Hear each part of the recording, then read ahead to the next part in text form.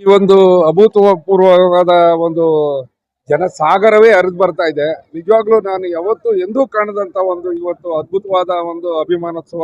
ಮತ್ತೆ ಯಡಿಯೂರಪ್ಪನವರು ಮಾಡಿರೋಂಥ ಕೆಲಸ ಮತ್ತೆ ಸಾಧನೆ ಇದೆಯಲ್ಲ, ಅವರು ಋಣ ತೀರ್ಸಕ್ಕೆ ನಮ್ಮಂತ ಕಾರ್ಯಕರ್ತರಿಗೆ ಯಾವತ್ತೂ ಆಗಲ್ಲ. ಅಷ್ಟು ದೊಡ್ಡ ಸಾಧನೆಯನ್ನ ಮಾಡಿದ್ದಾರೆ. ಅವರಿಗೆ ಈ ವಿಚಾರವಾಗಿ ಇಷ್ಟು ಇಡೀ ವಯಸ್ಸಲ್ಲೂ ಇಷ್ಟು ಜನಸಾಗರ ಹರಿದು ಬರ್ತಾ ಇರೋದ್ರಿಂದ ಅವರಿಗೆ ಅಭಿನಂದನೆಗಳು ಸಲ್ಲಿಸ್ತಾರೆ.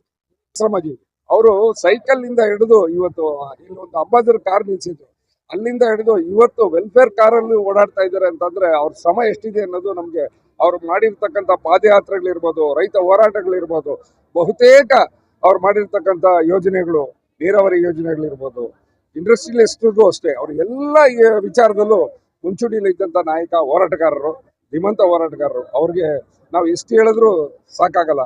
ಬಹಳ ದೊಡ್ಡ ಸಾಧನೆಯಾದ ವ್ಯಕ್ತಿ. ಬರಲೇಬೇಕಲ್ವಾ ಇಷ್ಟೊಂದು ದೊಡ್ಡ ಒಂದು ಅವರು ಈಗ 5 ರಾಜ್ಯಗಳಲ್ಲಿ ಒಂದು ಅಭೂತಪೂರ್ವವಾದ ಗೆಲುವನ್ನ ಸಾಧಿಸಿರ್ತಕ್ಕಂಥ ವ್ಯಕ್ತಿ. ಇವತ್ತು ವೆಸ್ಟ್ ಬೆಂಗಾಳಲ್ಲಿ ಇವತ್ತು ಮುಖ್ಯಮಂತ್ರಿ ಒಂದು ಪದಗ್ರಹಣ ಮುಗಿಸ್ಕೊಂಡು ನೇರವಾಗಿ ಇಲ್ಲೇ ಬರ್ತಾ ಇದ್ದಾರೆ. ಅವರು ಇಡೀ ದೇಶದಲ್ಲಿ ಅವ್ರು ನಮ್ಗೊಂದು ಚಾಣಕ್ಯ ಇದ್ದಂಗೆ. ಅವ್ರು ಬರಲೇಬೇಕು, ಈ ಒಂದು ಜನಸಾಗರವನ್ನ ನೋಡ್ಲೇಬೇಕು, ನೋಡಿ ಕಣ್ತುಂಬಿಸ್ಕೋಬೇಕು ಅಂತ ನಾನು